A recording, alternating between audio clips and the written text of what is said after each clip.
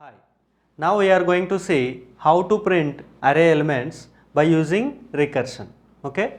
So for example, here we are taking this array which have 5 elements. Okay. These 5 elements we have to print by using recursion actually. Okay. So before going to see, what we are doing is this lowest index we are taking as a lower bound and highest index we are taking as a upper bound.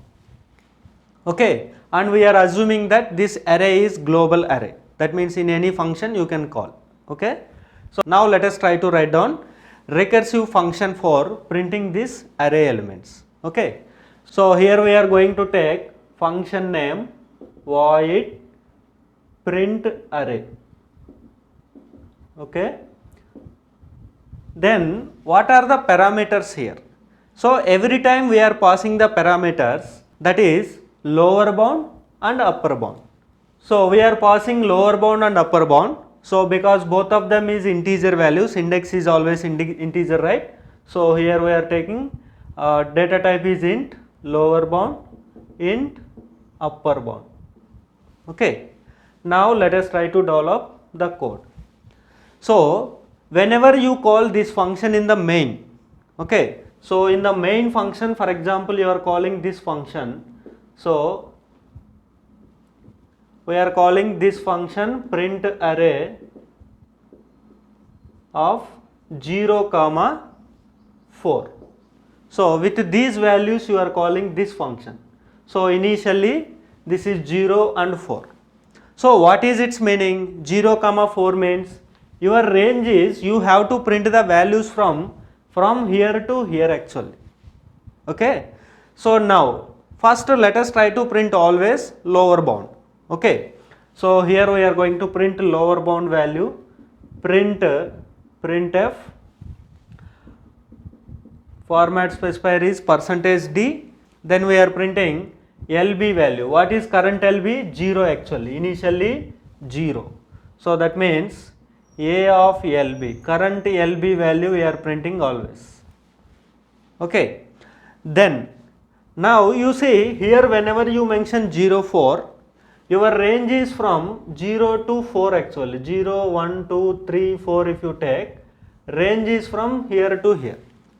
Now in this call you printed already 0.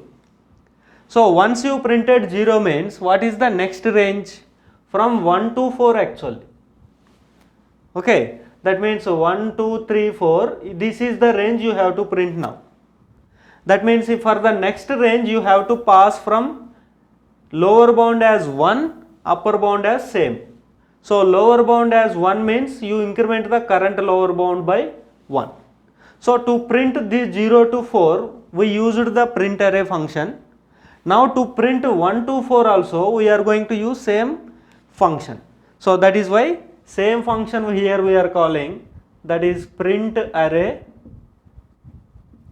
of, now lower bound is what? This is the current lower bound, next to lower bound onwards we have to print next.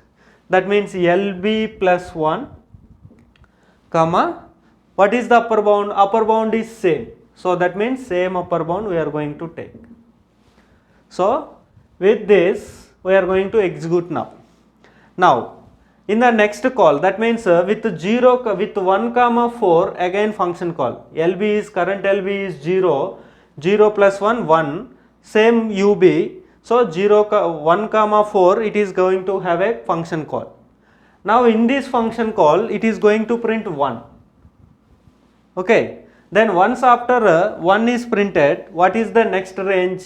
So after 1 is printed in this statement, then going to the next statement. So LB plus 1, current LB is 1, this is the LB. Then next you have to print from 2 to 4, 2, 3, 4. Then same thing is going to happen. Now 2 is going to print here, 2 is printed.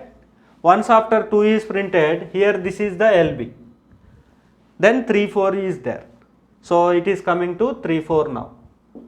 So now 3, 4, now 3, 4 LB is this one. So this is going to print now, 3 is going to print. Third index value is going to print. Then we are going to have only this part 4. So you see In this function call, ub is this one, here also ub this one, here also ub4, here also ub4, here lb is also 4. Now both lb and ub are same, but still one element is there to print actually. So you have to continue this function call. So that is what u4 is going to print, fourth index value, that is 25 is going to print.